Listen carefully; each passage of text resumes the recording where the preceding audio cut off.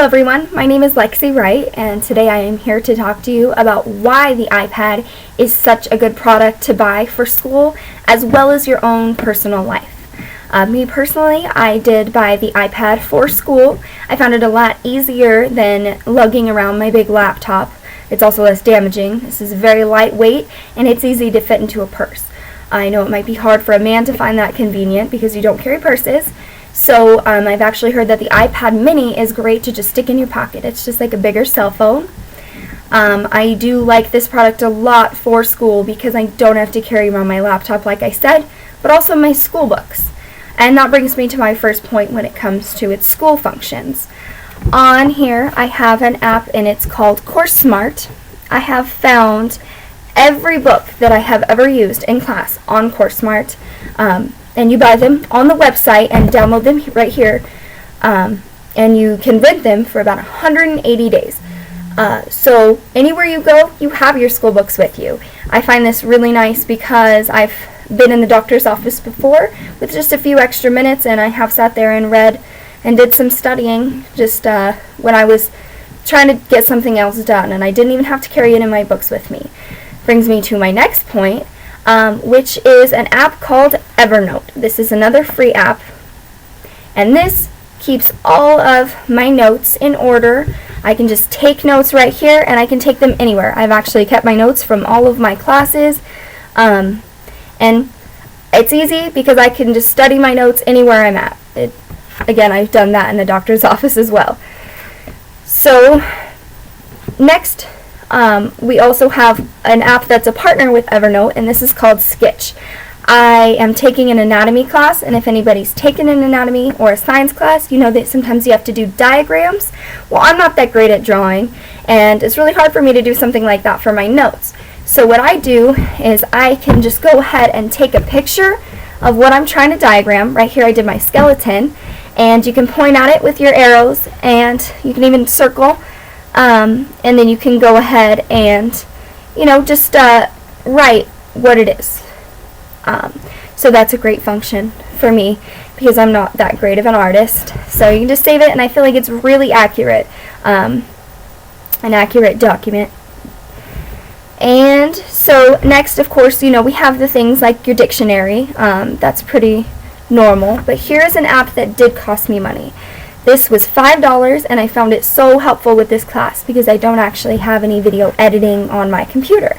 This is called iMovie, and I know quite a few people who actually do use this for their videos for YouTube. So here I have all of my speeches and some of my own personal videos that I've done for myself. It makes it great. I think that it has every video, I think that it has every editing, any kind of editing that you need on it. It's pretty much very simple. It works great for our speech class. And you can just go ahead and you upload it straight to YouTube from here. It stays logged into your YouTube account. And so I think that that's a pretty good app to have, especially for this class. Unfortunately, it does cost $5, but in the long run, I don't think that's too much of a big deal because you can also do PowerPoints with it as well. And that wraps it up for what I use this for school for, besides, Safari and going to our own school website. And so next we move on to the more fun part of having an iPad, which is all the pleasurable things you can do with it. So what I'm first going to get into is that I don't have cable, so I carry this thing around like a little TV. Like in each one of my rooms, I can take it and set it on my bedside, or I can even take it into my son's room when he wants to have some alone time and play and maybe watch some Blue's Clues. So here, since I don't have cable, I have quite a few apps that are channels. I have Netflix, which is for both of us. It has all my kids' shows on there. And then I also have ABC Family, ABC, and TLC, which these all have the shows right after they come out. They have them the second day that they're on TV, and you can just watch them. I always watch them, and I bring them into my kitchen with me while I do my dishes, and it makes it a lot more pleasurable. So like I said, it's like carrying around a little TV. I can take it into any room. If I do watch TV shows that are not listed here that do not have apps, and some of you may heard that iPads don't have a flash player, and so that's why a lot of people haven't gotten them. Well, there is this app here called Photon, and it is $5. The second app that I'm going to talk about that's not free.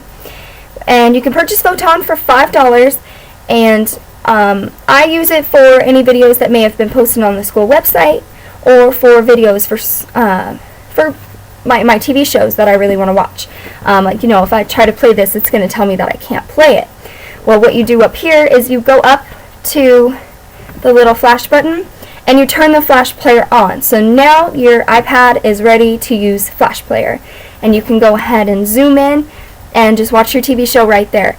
And actually, this is a lot faster than my own computer. I will try to watch my TV shows on mtv.com on my computer, and this goes faster. My computer won't even buffer them as fast. So those are what I use to kind of get around. Like, my iPad's a TV. Other things, of course, Facebook. Some people have Instagram.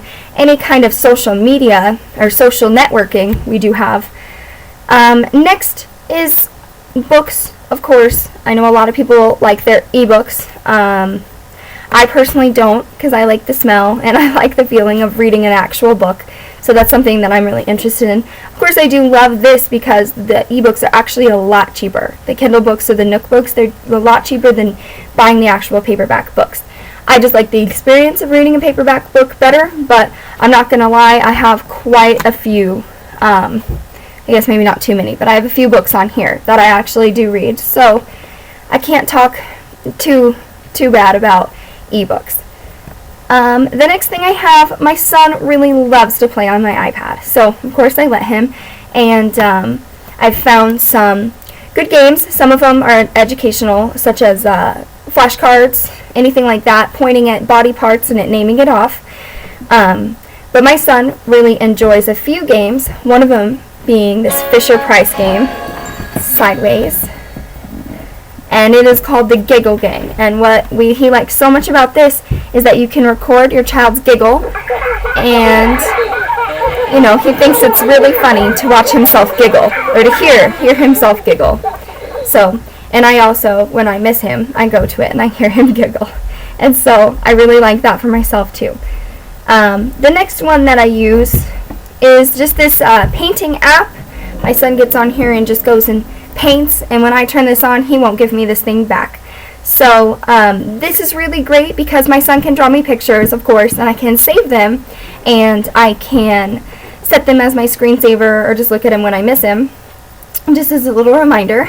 And also, it comes with free pictures that are, say, Santa Claus, Valentine's Day, Easter, other holidays that you might celebrate, and he can just go and draw on them and color them in how he likes. And you can save them, and what I do is I upload them to Facebook on family members' pages and say, hey, Merry Christmas, Happy Easter, love, Jace. So it's kind of like his own little Easter card or his own little Christmas card, and it's really cute because it's personalized by him, not just a picture of him for it. So I really like that. And do believe this concludes my speech about why iPads are great purchases for school, and not only school, but your own personal life. So I hope that I did enlighten some of you on the great features that the iPad does have, and maybe some of you will look into getting one in the future. Thank you.